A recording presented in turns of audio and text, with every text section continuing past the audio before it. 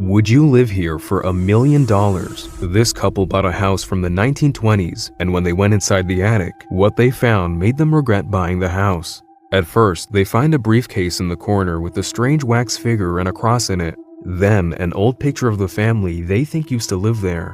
But things take a dark turn when they find this box tucked away inside a wall filled with a necklace, a piece from a Ouija board, a second key, and a lock of hair. If that wasn't weird enough, they find another box, but this one was completely sealed with a red substance. They pry it open and find a Ouija board and a strange symbol with writing that translates to, "Don't let her speak." After seeing all the stuff they found, it's beyond clear that whoever lived here before them was definitely involved with the occult, which is why I'd never live here.